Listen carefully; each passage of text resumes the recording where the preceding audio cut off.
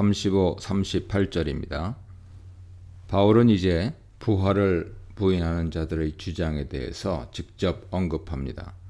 부활을 부인하는 자들은 두 가지 질문을 던졌는데 그것들 모두 부활 불가능성을 강조하며 본질적으로 같은 질문입니다.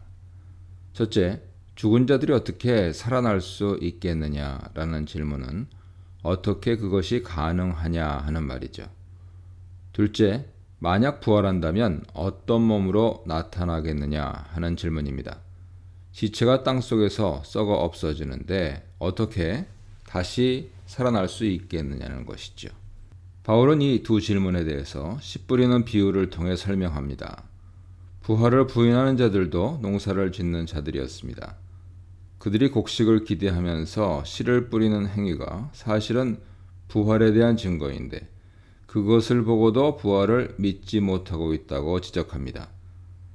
그들이 어리석은 이유는 스스로 영적인 지식을 가졌다고 주장하면서도 영적인 복음에 따라 생각하지 않고 육신적인 경험에 따라서만 판단하기 때문입니다. 영적인 지식을 자랑하면서도 그들의 사고방식은 불신자들과 별반 다를 바 없었으며 사실은 부활을 가능케 하시는 하나님을 믿지 않는 어리석은 자들이었던 것이죠. 죽은 자들이 다시 살아나는 것이 어떻게 가능한 일이냐고 반문하는 자들에게 바울은 일상에서 늘 하고 있는 씨 뿌리는 일에 대해 생각해 보라고 합니다.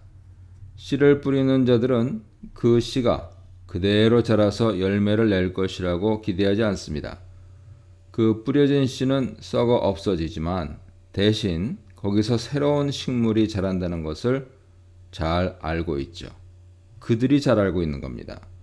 그러므로 뿌린 씨앗이 죽은 후에 새로운 생명으로 자라난다는 것은 인간의 육신도 죽은 후에 새로운 생명으로 다시 살 것이라, 다시 날 것이다 하는 사실을 보여주는 증거가 됩니다. 바울은 둘째 질문에 대해서도 답을 하죠. 부활한 몸은 어떤 것이 되겠느냐는 질문입니다. 이 질문은 시체가 썩어 없어졌는데 같은 몸이 어떻게 다시 생겨날 수 있겠느냐는 것이죠.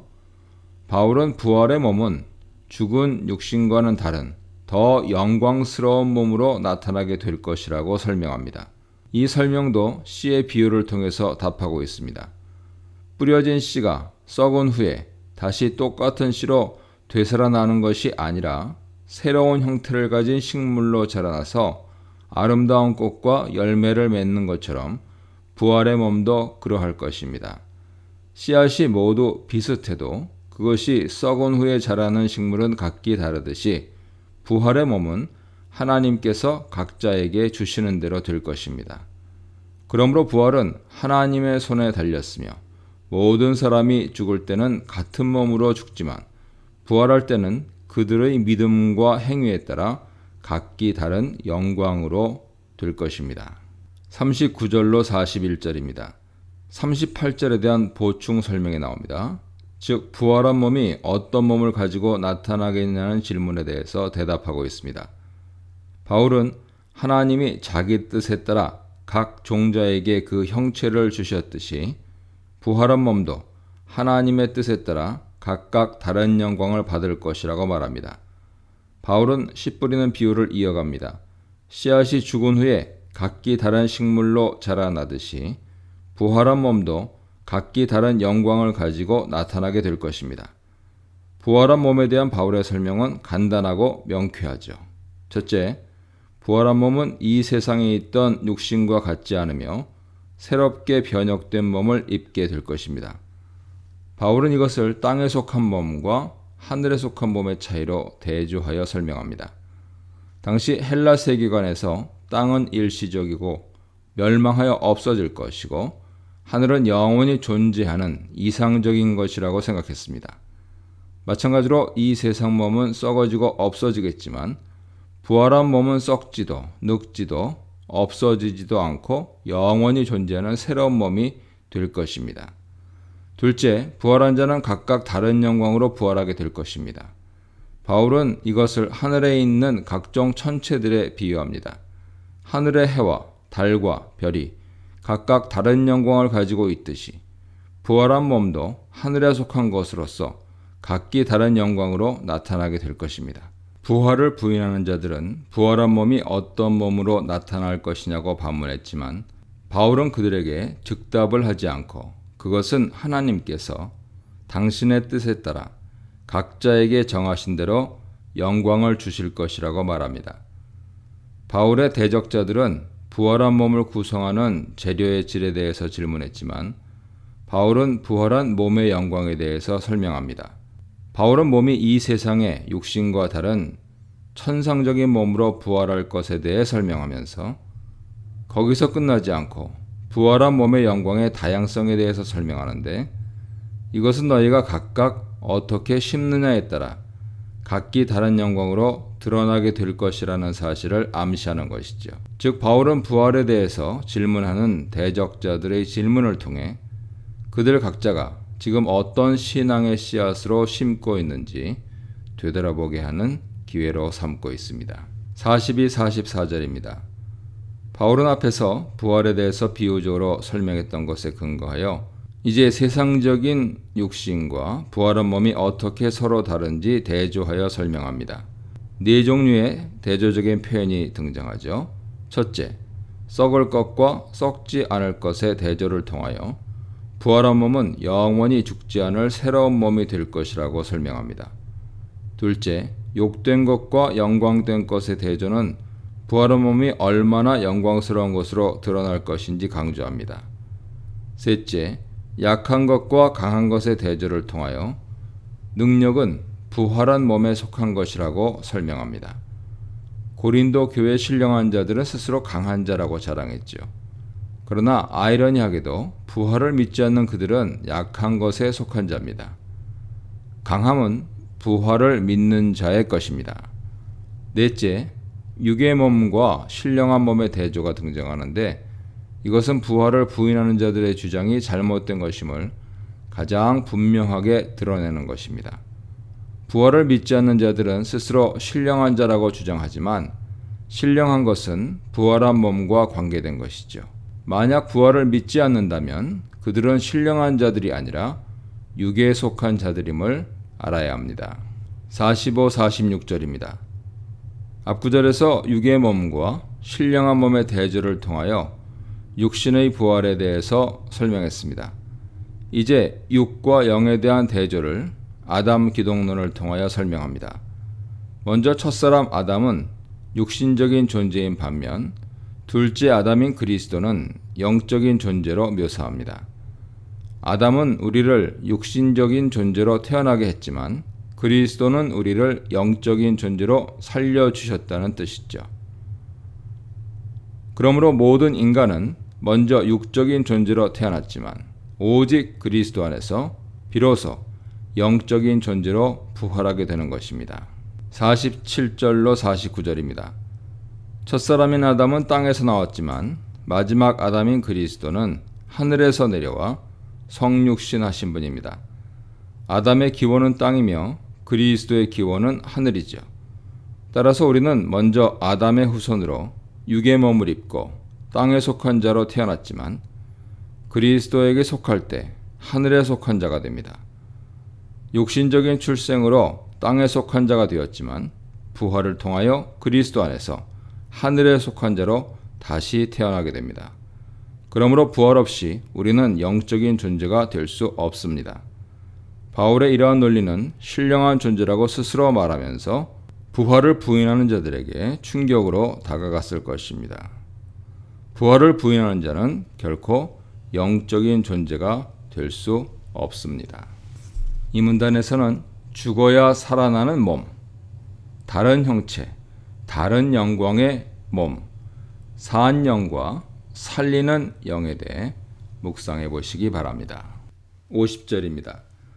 흙에 속한 형상과 하늘에 속한 형상에 대한 설명에 근거하여 부활의 필연성에 대해 강조합니다. 우리가 하나님의 나라를 유업으로 받기 위해서는 하늘에 속한 사람이 되어야 합니다. 하늘에 속한 사람이 되는 것은 부활을 통해서 가능한 것이므로 부활은 하나님의 나라를 받기 위한 필수 조건이 됩니다. 바울은 혈과 육은 하나님 나라를 이어받을 수 없다고 말하는데, 이것은 앞에서 말씀드렸듯 혈과 육은 첫사람 아담으로부터 물려받은 것이며 그것은 흙에 속한 것이기 때문입니다. 또한 혈과 육을 썩는 것으로 간주하고 있는데, 이것도 42절에서 말했듯 흙에 속한 인간의 혈과 육은 죽어서 썩어 없어질 것이기 때문입니다. 그러나 부활한 몸은 썩을 것이 아니라 하늘에 속한 신령한 몸으로 변화된 것입니다. 하늘에 속한 썩지 아니할 유업은 썩지 아니할 몸을 입을 자들이 받을 수 있는 것이죠. 그러므로 부활을 부인하는 사람은 스스로 신령한 자라고 자랑했지만 사실은 그것이 얼마나 모순되고 어리석은 주장인지 보여주고 있습니다. 혈과 육은 흙에 속한 것이므로 신령한 것이 될 수 없는데도 그들은 스스로 신령한 자라고 말하고 하늘에 속한 자라고 주장합니다. 흙에 속한 썩을 몸을 가진 자들이 이어받을 것은 사망이지만 하늘에 속한 신령한 몸을 가진 자들은 썩지 아니하는 하늘의 유업을 이어받을 것입니다. 그러므로 하늘의 유업을 받기 위해서는 먼저 부활의 몸으로 거듭나는 것이 필수적이죠. 51절로 53절입니다. 바울은 죽은 자들의 부활에 이어 그리스도께서 강림하실 때 죽지 않고 살아있는 자들이 어떻게 신령한 몸으로 거듭날 수 있는지에 대해 설명합니다. 이것은 하늘에 속한 자가 되기 위해서는 반드시 죽어야 할 필요는 없음을 설명하는 것이죠. 하늘에 속한 신령한 몸을 입는 방법은 두 가지입니다. 그리스도께서 오시기 전에 이미 죽은 자들은 부활을 통하여 신령한 몸을 입게 되겠지만 여전히 살아있는 자들은 마지막 나팔 소리에 순식간에 신령한 몸으로 변할 것입니다. 바울은 여기서 우리가 다 잠잘 것이 아니라 어떤 자들은 그리스도께서 오실 때 살아있는 상태에서 변화될 것이라고 말합니다. 이것은 바울이 그리스도의 강림이 매우 가까운 미래에 있을 것이라고 생각하는 임박한 종말론 관점을 가지고 있었음을 엿볼 수 있게 합니다. 따라서 어떤 학자들은 자신이 살아있을 때 그리스도께서 강림하실 것이라고 믿었던 바울의 견해는 착각이고 실수였다고 설명하죠. 그러나 이것은 바울에 대한 오해입니다. 바울이 임박한 종말론에 대해서 말한 것은 막연한 희망과 가능성을 피력한 것이지 그렇게 믿은 확고한 신념을 말한 것은 아니었습니다. 주의 강림 때는 아무도 알 수 없다고 가르친 바울이 스스로 자신의 생전에 주님께서 오실 것이라고 확신했다는 것은 있을 수 없는 일이죠. 데살로니가전서 5장 1절 보세요. 바울은 단지 주의 강림이 언제일지 모르기에 마치 내일이라도 주님께서 오실 수 있다는 종말론적인 신앙을 가지고 살아야 한다는 것을 강조한 것에 불과합니다. 내일이라는 시간도 막연한 가능성 중 하나이기 때문에 그것은 틀린 말이 아니죠. 따라서 51절 우리 모두가 다 잠잘 것이 아니요에서 우리라는 표현도 구체적으로 바울과 그의 독자들만을 가리키는 것으로 한정하여 생각할 필요는 없습니다. 이것은 그리스도 안에 있는 모든 믿음의 형제들을 가리키는 것으로 바울 자신이 죽은 후에 있을 성도들도 포함할 수 있는 일반적이고 보편적인 의미에서의 우리 믿는 자들이란 뜻으로 이해하는 것이 합당합니다. 지금 바울은 그리스도께서 강림하실 때 자신과 독자들이 살아있을지 없을지에 관심을 두고 말하는 것이 아닙니다. 그때가 언제이든지 분명한 것은 그리스도께서 강림하실 때 살아서 맞이할 믿음의 형제들이 있을 것이라는 사실이죠. 바울은 그들에 대해서 설명합니다. 그들은 죽음을 보지 않고 순식간에 하늘에 속한 신령한 자들로 변화할 것입니다. 그러므로 죽은 자들이든 산 자들이든 그리스도 안에 있는 자들은 마지막 나팔 소리에 모두 신령한 몸을 입은 자들로 나타나게 될 것이라는 사실을 강조하고 있습니다. 54절로 56절입니다. 바울은 이제 부활의 능력에 대해 설명합니다. 부활은 단순히 다시 살아나는 것이 아니라 사망을 정복하고 승리하는 것입니다. 바울은 사망의 승리와 죄의 권능에 대해서 언급하므로 사망과 죄도 어떤 능력을 가진 것임을 인정하죠. 여기서 사망과 죄는 모두 의인화되어 하나님을 대적하는 세력으로 간주되고 있습니다. 바울은 이미 24절로 26절에서 마지막으로 멸망받게 될 하나님의 원수는 사망이라고 말한 바 있습니다. 그러므로 여기서 죄와 사망은 하나님을 대적하는 세력들이며 그들은 큰 능력으로 성도들을 괴롭히면서 죽음으로 끌고 가려고 합니다. 그러나 사망이 아무리 큰 세력을 가지고 그리스도인들을 핍박한다고 할지라도 부활의 능력 앞에서 결국 정복당하고 말 것입니다. 사망아, 너의 승리가 어디 있느냐라는 말은 지금까지 사망이 어떤 승리를 거두고 있었음을 암시합니다. 그러나 사망의 승리나 죄의 권능은 일시적인 것에 불과하며 결국은 부활의 능력 앞에 굴복하고 말 것입니다. 부활은 사망과 죄를 정복하고 성도들에게 생명과 의를 가져다 주는 능력입니다. 그리스도인들은 사망과 죄에 굴복함으로 그들의 종이 되어 그들과 함께 멸망할 자들이 되어서는 안 됩니다. 부활을 부인하는 어떤 사람들은 이미 사망과 죄의 종이 되어 우상을 섬기고 음행을 하면서 멸망의 길로 달려가고 있었습니다. 바울은 독자들에게 사망을 정복하고 최후의 승리를 가져올 부활에 대한 신앙으로 믿음의 승리자가 되도록 촉구하고 있습니다. 57절로 58절입니다. 부활에 대한 종말론적인 신앙은 성도들로 하여금 고난과 핍박 가운데서도 흔들리지 않는 견고한 신앙으로 인내할 수 있도록 합니다. 부활은 구원과 동시에 하나님의 심판을 의미합니다. 그러므로 그리스도의 강림과 부활을 기다리는 자들은 불의한 삶에서 벗어나 하나님의 뜻을 행하는 일에 힘써야 합니다.